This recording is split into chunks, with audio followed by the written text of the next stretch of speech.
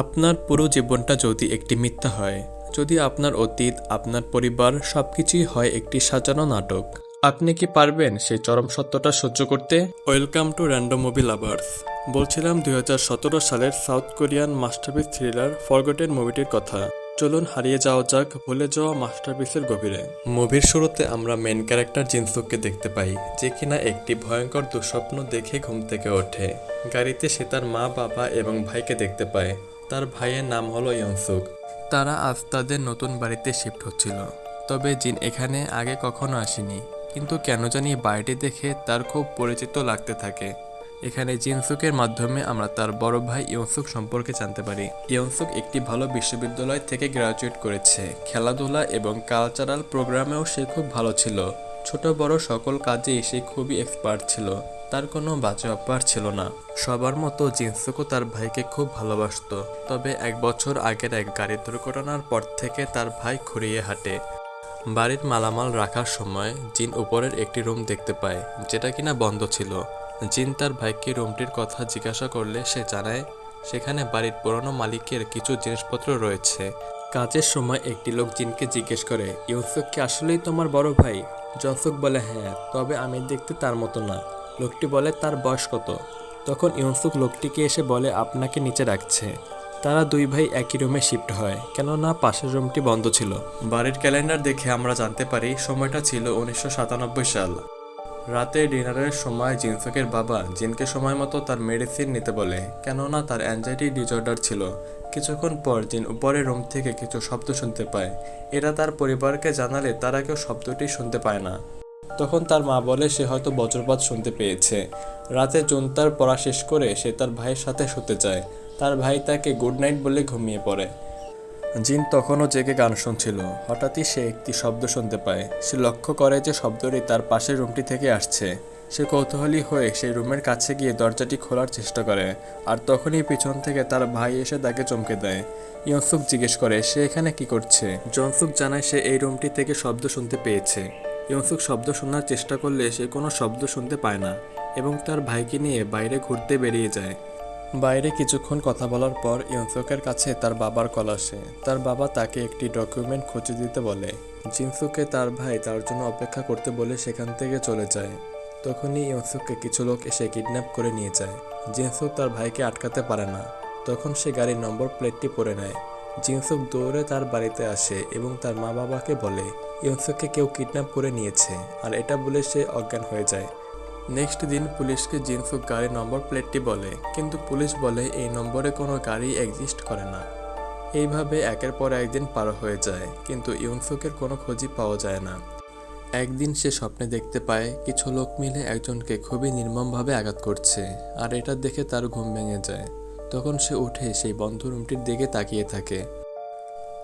পরদিন সকালে সে দেখতে পায় প্রায় 19 দিন পর ইয়নসুক একাই বাড়িতে ফিরে এসেছে। সে খুশিতে তার ভাইকে জড়িয়ে ধরে, কিন্তু এই 19 দিনে ঘটে যাওয়া কোনো কিছুই ইয়নসুকের মনে ছিল না। ডক্টর বলে কিডন্যাপাররা হয়তো তার ভাইকে ড্রাগ দিয়ে নেশার ঘরে রেখেছিল, তাই তার কিছু মনে পড়ছে না। তবে আস্তে আস্তে তার সবকিছু মনে পড়ে যাবে। সেই রাতে হঠাৎ জিনসুকের ঘুম ভেঙে যায়। সে দেখতে পায় তার ভাই বিছানা থেকে উঠে কোথাও একটা যাচ্ছে, এবং এর কিছুক্ষণ পর সে মেন গেট খোলারও আওয়াজ পায়। তবে কোনো কিছু না ভেবে জিনসুক ঘুমিয়ে পড়ে। সকালে সে তার ভাইকে তার পাশেই শুয়ে থাকতে দেখে। সেদিন অ্যাংজাইটির মেডিসিন খাওয়ার সময় জিনসুকের হাত থেকে মেডিসিনটি নিচে পড়ে যায়, তাই ওষুধটি আর খাওয়া হয় না। দুই ভাই ব্রেকফাস্ট করার সময় জিনসুক ইয়নসুককে জিজ্ঞেস করে সে রাতে কোথায় গিয়েছিল। ইয়নসুক বলে সে তো তার পাশেই শুয়েছিল। জিনসুক বলে আমি তো মেন গেট খোলারও আওয়াজ পেয়েছি। ইয়নসুক বলে তুমি হয়তো কোনো স্বপ্ন দেখেছো। আর এটা বলেই যাওয়ার সময় জিনসুক দেখে তার ভাই স্বাভাবিকভাবেই হাঁটছে। জিনসুক জিজ্ঞেস করে তোমার ডান পা কি ঠিক হয়ে গেছে? তখন ইয়নসুক তার সাথে মজা বন্ধ করতে বলে সেখান থেকে চলে যায়। রাতে পড়ার সময় জিনসুককে তার ভাই গুড নাইট বলে ঘুমিয়ে পড়ে। কিছুক্ষণ পর তার ভাই একটি মেকানিক্যাল পেন্সিল হাতে নিয়ে টিপতে থাকে। পেন্সিলের লিপটি জিনসুকের একদম চোখের কাছে এসে পড়ে যায়। তার ভাই দেখছিল জিনসুক আসলেই ঘুমিয়েছে কিনা। ইয়নসুক যাওয়ার পর আমরা দেখতে পাই জিনসুক আসলে ঘুমানোর নাটক করছিল। জিনসুক তার ভাইকে পিছু করতে থাকে। সে দেখে ইয়নসুক এখন স্বাভাবিকভাবেই হাঁটছে এবং একটি গাড়ি নিয়ে সে চলে যায়। জিনসুকও একটি ট্যাক্সি নিয়ে তার ভাইকে ফলো করতে থাকে। ইয়নসুক গাড়ি থেকে নেমে একটি গলির ভেতর দিয়ে যেতে থাকে। জিনসুক শুনতে পায় দুজন লোক তার ভাইকে বস বলে ডাকছে। জিনসুক দেখে সেই দুজন ব্যক্তি আর কেউ নয়, তার ভাইয়ের মিসিং কমপ্লেন লেখাতে আসা সেই দুজন পুলিশ। পিছু করতে করতে সে তার ভাইকে হারিয়ে ফেলে এবং তাদের সামনে পড়ে যায়। সেখান থেকে কোনোভাবে বেঁচে সে পালাতে থাকে। সে দুটো লোকের থেকে সে পালাতে সক্ষম হয়, কিন্তু তখনই পিছন থেকে তার ভাই এসে তাকে বেহুশ করে দেয়। জিনসুকের ঘুম ভেঙে যায়। ঘুম ভাঙার পর সে দেখতে পায় সে তার টেবিলে এবং তার ভাই বিছানাতে ঘুমাচ্ছে। জিন তার ভাইকে দেখে ভয় পেয়ে যায়। ভয় পেয়ে সে নিজেকে বাথরুমে লক করে নেয়। ইয়নসুক তাকে দরজাটা খোলার জন্য বলে, কিন্তু জিন দরজা খোলে না। সে বাথরুম থেকেই বলতে থাকে, তুমি আমার ভাই না, তুমি অন্য মানুষ। আমি কালকে তোমার সবকিছু দেখে নিয়েছি। ইয়নসুক তাকে বারবার বলতে থাকে, তুমি দরজাটা খোলো, দরজাটা খুলে আমার সাথে কথা বলো। কিন্তু জিনসুক তার দরজা কিছুতেই খোলে না। এর কিছুক্ষণ পর ইয়নসুক সেখান থেকে সরে যায়। জিন কোনো আওয়াজ না পেয়ে একটি লোহার পাইপ হাতে নিয়ে বাথরুম থেকে বেরিয়ে আসে। তখন ইয়নসুক তার হাত থেকে লোহার পাইপটি ফেলে দেয় এবং তাকে বোঝাতে থাকে সে অবশ্যই স্বপ্ন দেখেছে। কিন্তু জিন তার এই কোনো কথাই মানতে রাজি হয় না। তখন ইয়ন তাকে বলে, তুমি কি কাল অ্যানজাইটির ওষুধটা খেয়েছিলে? জিনসুকের মনে পড়ে যায় সে কাল ওষুধটি খায়নি, আর সেজন্যই সে এত স্বপ্ন দেখেছে এবং সে তার ভাইকে সরি বলে। তারপর সে তার মেডিসিন নেয়। জিনের ভাই প্রতিদিনের মতো তার কাজে চলে যায়। জিন তার মেকানিক্যাল পেন্সিলটি নিচে পড়ে থাকতে দেখে, আর সে যখন সে মেকানিক্যাল পেন্সিলটা টেবিলে রাখতে যায় তখন দেখতে পায় টেবিলের ওপর তার পেন্সিলের লিপটি পড়ে আছে। সে বুঝে যায় কাল রাতে যে স্বপ্নগুলো দেখেছে সেগুলো কোনো স্বপ্ন নয়, সেগুলো বাস্তবে ঘটেছে। আর এজন্যই সে তার মাকে এই কথাগুলো বলে। সে বলে, কিডন্যাপের পর থেকে যে ইয়নসুক ফিরে এসেছে সে আমাদের ইয়নসুক নয়, সে অন্য কেউ। তার মা এসব শুনে ঘাবড়ে যায় এবং তার বাবাকে জানাতে চায়। জিন তার বাবাকে আগে এসব বলতে না করে। এরপর দেখানো হয় জিন ঘুমিয়ে গেছে। রাতে হঠাৎ করে তার ঘুম ভেঙে যায়। সে যখন নিচে আসে তখন তার মাকে কারোর সাথে ফোনে কথা বলতে শুনে নেয়। সে শুনতে পায় তার মা বলছে, জিনসুক সবকিছু জেনে গেছে, আমাদের যা করার তা খুব তাড়াতাড়ি করে নিতে হবে। আর এসব শুনতে শুনতে জিনের পা লেগে দরজায় আওয়াজ হয়। তার মা দরজা খুলে ফেলে। তার আগে জিন সেখান থেকে কোনো মতে লুকিয়ে পড়ে। তার মা ফোনে বলতে থাকে, কেউ আমাদের কথা শুনে ফেলেছে, আমি শিওর সে আমাদের কথা শুনে ফেলেছে। দাঁড়াও, আমি উপরে গিয়ে চেক করছি জিনসুক তার রুমে আছে কিনা। জিন খুবই ঘাবড়ে যায়। সে তাড়াতাড়ি করে বাইরের দেওয়াল ধরে খুব কষ্ট করে তার রুমে চলে যায়, কিন্তু বৃষ্টির জন্য তার পুরো শরীর ভিজে গেছে। তার মা যখন চাদর সরায় তখন দেখতে পায় জিন ঘুমিয়ে রয়েছে। এটা দেখে তার মা সেখান থেকে চলে যায়। দরজা বন্ধ করার আওয়াজ শুনতে পেয়ে জিন উঠে যায়, কিন্তু উঠেই দেখতে পায় তার মা তার সামনে দাঁড়িয়ে আছে। সে জিনকে বলতে থাকে, তুমি তো ঘেমে গেছো, পুরো শরীরটা ভিজে গেছে তোমার, যাও ফ্রেশ হয়ে নাও। এটা বলে তার মা বাইরে গিয়ে ফোনে কথা বলতে থাকে। সে বলে, জিন আমার সত্যিটাও জেনে গেছে, তুমি তাড়াতাড়ি আসো, আমরা আর বেশি দেরি করতে পারবো না। অন্যদিকে জিন বাড়ি থেকে পালাতে থাকে, কিন্তু তার সামনে তার বাবা চলে আসে। জিন জানতে পারে তার বাবাও তার বিরুদ্ধে। জিনসুক বুঝে যায় এরা কেউই তার পরিবার নয়। জিনসুক সেখান থেকে পালাতে থাকে। তার পিছনে একটি ছেলেও দৌড়াতে থাকে তাকে ধরার জন্য। ছেলেটি তাকে ধরতেই যাবে তখনই একটি বাইক এসে ছেলেটিকে ধাক্কা দেয় এবং জিন পালাতে গেলে একটি পুলিশের গাড়ির সামনে এসে পড়ে। সে তাদেরকে বলতে থাকে, এতদিন থেকে সে যাদের সাথে আছে তারা কেউই তার আসল বাবা মা ভাই নয়। পুলিশ জিনসুকের সোশ্যাল সিকিউরিটি নম্বর চেক করে এবং জানতে পায় তার নামে কোনো মিসিং কমপ্লেন নেই। পুলিশ বলে, তুমি 41 বছরের একজন লোক, অথচ এতদিন পর তোমার মনে হচ্ছে যাদের সাথে তুমি আছো তারা কেউই তোমার ফ্যামিলি নয়। জিনসুক অবাক হয়ে যায় আর বলতে থাকে, আমার বয়স 21। পুলিশ তার কথা শুনে হাসতে থাকে। আর জিনসুক যখন ক্যালেন্ডার দেখে তখন সে দেখতে পায় এটা 1997 সাল নয়, বরং এটা 2017 সাল। এরপর জিনসুক আয়নার সামনে যায় এবং আয়নার সামনে গিয়ে সে দেখতে পায় তাকে দেখতে 21 বছরের কোনো তরুণ নয়, বরং সে একজন 41 বছরের মিড এজ লোক। তখন সে বুঝতে পারে তার বাড়িতে আসার পর সে যখন জিনিসগুলো শিফট করছিল সে লোকটা কেন বলেছিল ইয়নসুক তার ভাই কিনা। জিনসুক অবাক হয়ে যায়। তার মাথায় অনেক প্রশ্ন ঘুরতে থাকে। তার জীবনের এই 20টা বছর তাহলে কোথায় গেল? কেন তার কিছু মনে পড়ছে না? আর সেই লোকগুলোই বা কে, যাদেরকে সে নিজের পরিবার বলে ভাবছিল? আর সমস্ত প্রশ্নের উত্তর জানার জন্য সে আবার তার বাড়িতে চলে আসে। বাড়িতে আসার পর সে একটা গান শুনতে পায় এবং দেখতে পায় সেই ঘরের দরজাটা খোলা রয়েছে, যেটা কিনা এতদিন ধরে বন্ধ ছিল। জিনসুক আস্তে আস্তে সেই রুমে প্রবেশ করে এবং সে যখন সেই রুমে ঢোকে তখন দেখতে পায় দুটি ম্যানিকুইন পড়ে রয়েছে এবং তাদের গায়ে রক্ত মাখানো রয়েছে। জিনসুক কিছুই বুঝতে পারছিল না, সে অবাক হয়ে যায়। আর তখনই সেখানে ইউনসুককে দেখতে পায়। সে ইউনের কাছে সমস্ত সত্যিটা জানতে চায়। ইউনসুক জানায় আজ থেকে 20 বছর আগে এরমই দুটো খুন হয়েছিল, একজন মা ও তার মেয়ের। তাদের ফ্যামিলি পুলিশ কমপ্লেনও করেছিল, কিন্তু পুলিশ খুনিকে ধরতে পারেনি। এরপর একের পর 1 বছর কাটতে থাকে, কিন্তু পুলিশ সেই খুনিকে কোনোভাবেই খুঁজে পায়নি। আর কোনো উপায় না পেয়ে সেই ফ্যামিলির লোক প্রাইভেট ডিটেকটিভকে হায়ার করে, অর্থাৎ আমায় হায়ার করে। আমি খুঁজতে খুঁজতে তোমায় পেয়েও যাই, কিন্তু তোমার থেকে এটা জানতে পারি না যে তুমি শুধু একাই খুনটা করেছো নাকি আরও কেউ তোমার সাথে ছিল। তোমাকে অনেক টর্চার করেছি, কিন্তু অনেক টর্চার করার পরও তুমি একটাই কথা বলতে থাকো যে তুমি খুন করনি।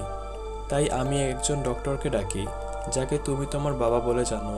সে তোমাকে হিপনোটাইজ করে আর এটা জানতে পারে যে তোমার মাথা থেকে সেই সময়ের সব স্মৃতি গায়েব হয়ে গেছে, যেই মুহূর্তে তুমি খুন করেছিলে। আর সেই জন্যই তোমাকে হিপনোটাইজ করে এটা বিশ্বাস করাতে বাধ্য করি যে এটা 1997 সাল, আর আমরাই তোমার পরিবার সাজি। আমরা সেই রাতেই তোমাকে এই ঘরে আনতে চেয়েছিলাম সবকিছু জানানোর জন্য, কিন্তু সেদিন রাতে পুলিশ আমায় অ্যারেস্ট করে নেয় আর 19 দিন পর আমি ছাড়া পাই।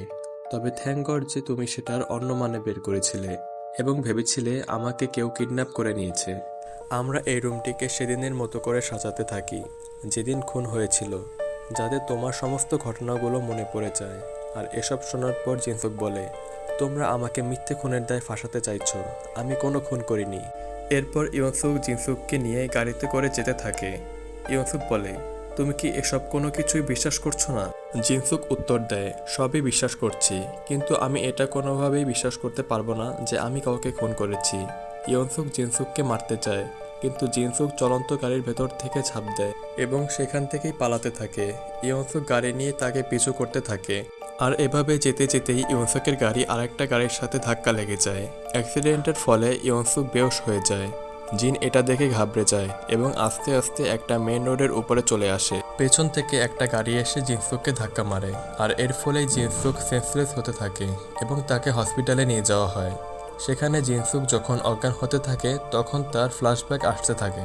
সে দেখতে পায় সে তার ফ্যামিলির সাথে রয়েছে, আর যখন একটি গাড়িতে করে ফ্যামিলির সাথে কোথাও যাচ্ছিল তখনই তাদের কার অ্যাক্সিডেন্ট হয়ে যায়।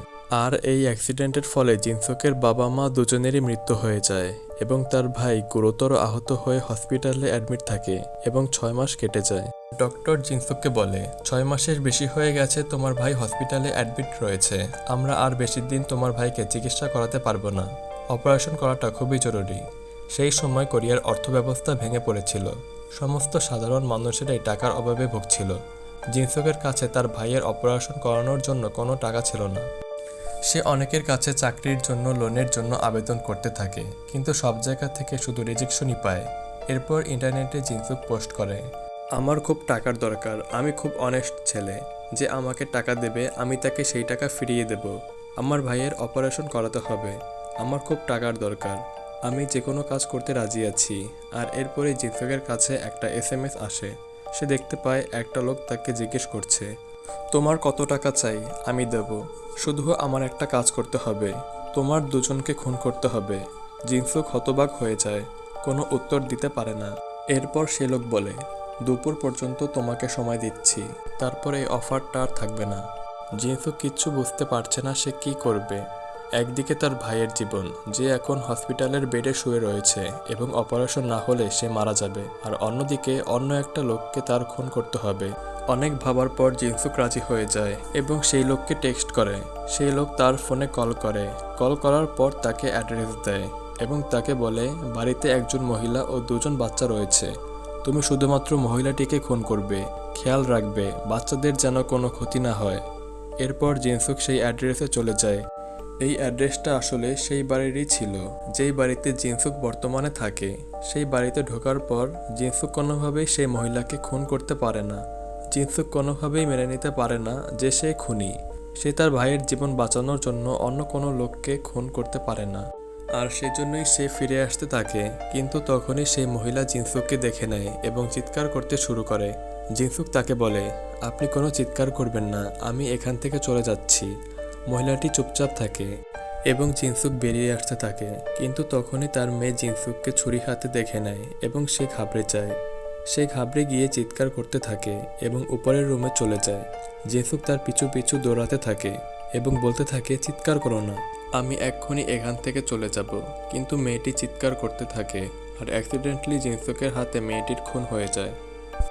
জিনসুক কান্না করতে থাকে আর বলে, আমি বলেছিলাম চুপ করতে। কিন্তু তখনই সেই রুমে তার মা চলে আসে এবং তার মেয়ের মৃতদেহ দেখে সেও চিৎকার করতে থাকে। জিন কিছু না বুঝেই তাকে চুপ করাতে যায় এবং দুর্ভাগ্যবশত সেই মহিলারও তার হাতে খুন হয়ে যায়। জিনসুক সেই রুম থেকে কান্না করতে করতে বেরিয়ে আসতে থাকে, কিন্তু তখনই একটা বাচ্চা ছেলে তাকে দেখে নেয়, তাকে দেখে ডাকতে থাকে এবং তার মায়ের কথা জিজ্ঞেস করতে থাকে। জিনসুক তাকে বলে, বিছানায় গিয়ে চাদরে মুড়ি দিয়ে 1 থেকে 100 পর্যন্ত 10 বার গোনো, আমি তোমার মাকে এনে দেব। ছেলেটি তাই করতে থাকে এবং জিন সেখান থেকে কান্না করতে করতে বেরিয়ে আসে। সেখান থেকে বেরিয়ে আসার আগে জিনসুক দেয়ালে একটা ছবি দেখতে পায়। সে দেখতে পায় এই ফ্যামিলিটা সেই ডক্টরের ফ্যামিলি যে তার ভাইয়ের চিকিৎসা করছে। আর অন্যদিকে বাচ্চা ছেলেটি তার বাবা অর্থাৎ ডক্টরকে কল করে সব বলে দেয়। মিন টাইম জিনসুক সেখানে চলে আসে। ডক্টর তার গলা টিপে ধরে এবং বলে, আমি তোমাকে বলেছিলাম বাচ্চাদের যেন কিছু না হয়, শুধুমাত্র সেই মহিলাকে মারতে বলেছিলাম, কেননা আমার স্ত্রী মারা যাওয়ার পর তার ইন্স্যুরেন্সের টাকা দিয়ে আমি আমার ফ্যামিলিকে রাস্তায় দাঁড়ানোর হাত থেকে বাঁচাতে পারতাম। কিন্তু তুমি আমার ফ্যামিলি, আমার মেয়েকে মেরে ফেলেছ। জিনসুক ডক্টরকে বলে, তুমি তোমার ফ্যামিলির সাথে এটা কিভাবে করতে পারো? ডক্টর বলে, তুমি এটা করেছো তোমার ভাইয়ের জীবন বাঁচানোর জন্য, আর আমি করেছি আমার বাচ্চাদের জন্য। কিন্তু তুমি সবকিছু শেষ করে দিয়েছো, তুমি আমার মেয়েকে মেরে ফেলেছো, এখন তোমার ভাইও আর বাঁচবে না। আর এটা বলতে না বলতেই সেই ছাদের রেলিংটা খুলে যায় এবং ডক্টর সেই ছাদ থেকে নিচে পড়তে থাকে। জিনসুক তাকে বাঁচানোর চেষ্টা করতে থাকে, কিন্তু তার হাত ছুটে যায় এবং সেও মারা যায়। এই ঘটনার পর জিনসুক ঘরের মধ্যে বন্দি থাকে এবং কাঁদতে থাকে, আর এমন ট্রমার জন্য সে তার মাথায় এই পুরো ঘটনাটা বন্দি করে ফেলে। জিনসুক সেই স্মৃতিতে নিজেও ঢুকতে পারে না এবং ভুলে যায় সে কোনো খুন করেছে। এখানেই ফ্ল্যাশব্যাকটা শেষ হয়ে যায়। জিনসুক দেখতে পায় সে হসপিটালের বেডে শুয়ে রয়েছে এবং তার কাছে ইয়নসুক এসেছে। ইয়নসুক তাকে বলতে থাকে, একটা মানুষের মরে যাওয়াটা কতটা কঠিন, তাই না? আমাদের দুজনেরই অ্যাক্সিডেন্ট হয়, কিন্তু আমরা এখনও বেঁচে আছি। এই বলেই ইয়নসুক জিনসুকের স্লাইনের মধ্যে বিষ ইনজেক্ট করতেই যাবে, কিন্তু তখনই জিনসুক বলতে থাকে, ভিকটিমের পরিবারকে বলে দিও আমি খুবই দুঃখিত, আমি তাদের কাছে ক্ষমা চাইছি। আর এই কথা শুনে ইয়নসুক ইনজেকশনটি ফেলে দেয় এবং বলে, তার মানে তোমার সবকিছু মনে পড়ে গেছে। ইয়নসুক জানতে চায়, তুমি কি এই খুনটা একাই করেছিলে নাকি তোমার সাথে আরও কেউ ছিল, আর কেন খুনটা করেছিলে? তুমি জানো খুনের পর সেই ছেলেটার সাথে কি হয়েছিল? তার আত্মীয়রা সমস্ত টাকা পয়সা সম্পত্তি নিয়ে নিয়েছিল, আর সেই ছোট্ট ছেলেটাকে একটা অনাথ আশ্রমে ফেলে রেখে এসেছিল। সেদিন থেকেই সে ভেবেছিল যে তার পরিবারকে খুন করেছে সে তাকে খুঁজে বের করবেই। সেই রাতে কেন তুমি সেই ছোট বাচ্চাটিকে খুন করে ফেললে না? কেন তুমি তাকে ছেড়ে দিলে? আর এসব শুনে জিনসুক বুঝে যায় যে বাচ্চাটিকে সে মারেনি, সেই ছেলেটা আর কেউ নয় বরং ইয়নসুক নিজেই। অন্যদিকে ইয়নসুক কান্নায় ভেঙে পড়ে এবং কান্না করতে করতে জিনসুককে জিজ্ঞেস করে, বাই এনি চান্স তার বাবা তাকে খুন করার অর্ডারটি দিয়েছিল কিনা? কারণ তার মায়ের মারা যাওয়ার কিছুদিন আগেই তার বাবা অনেকগুলো ইন্স্যুরেন্সের পেপারে সাইন করিয়ে নিয়েছিল। জিনসুক ইয়নসুকের মুখের দিকে তাকিয়ে বুঝে যায় এতটা বছর ধরে সে কতটা কষ্ট পাচ্ছে। তাই নতুন করে সে ইয়নসুককে এটা জানাতে চায় না যে তার বাবাই আসলে তার মা ও বোনের খুনের জন্য দায়ী। আর এজন্যই জিনসুক বলে, না, তার বাবা তাকে খুন করতে কোনো অর্ডার দেয়নি, সে নিজেই খুনটা করেছে, আর সে একাই ছিল। কিন্তু ইয়নসুক জিনসুকের চোখের দিকে তাকিয়ে বুঝে যায় তার বাবাই এই অর্ডারটা দিয়েছিল। সে জিনসুককে বলে, তুমি কি আমায় এতটাই বোকা ভাবো যে আমি বুঝবো না আমার বাবা আমার মাকে খুনের অর্ডার দিয়েছিল? এরপর সে জিনসুককে বলে অল দ্য বেস্ট। এটা বলার পর সে সেখান থেকে বেরিয়ে আসে। সেখান থেকে বেরিয়ে আসার পর সে হাসপাতালের জানালা থেকে ঝাঁপ দিয়ে নিজেকে মেরে ফেলে এবং জিনসুক সেই পয়জনের ইনজেকশনটা নিজের গায়ে পুশ করে নেয় এবং নিজেকে মেরে ফেলে। আর শেষে এটা দেখানো হয় কার অ্যাক্সিডেন্টের আগে জিনসুক তার ফ্যামিলির সাথে পার্কে এসেছিল, আর সেই পার্কে ইয়নসুকের সাথে দেখা হয়েছিল। তারা একে অপরের সাথে কথাও বলেছিল। আসলে সেদিন থেকে তাদের জীবন কানেক্ট হয়ে গেছিল। আর আজ 20 বছর পর তাদের জীবনটা এখানেই শেষ হয়ে যায়। শেষে একটা প্রশ্ন থেকেই যায়, জিনসুক আর ওই ফ্যামিলির মধ্যে আসল ভিকটিম কে ছিল? যে মারা গিয়েছে সে, নাকি যে এই বিভীষিকা নিয়ে বেঁচে ছিল? আপনাদের কি মনে হয়, জিনসুকের কি আসলেই ক্ষমা পাওয়া উচিত ছিল? এমনই আরও মুভি এক্সপ্লেন দেখতে চাইলে সাবস্ক্রাইব করে পাশেই থাকুন। দেখা হচ্ছে নেক্সট ভিডিওতে।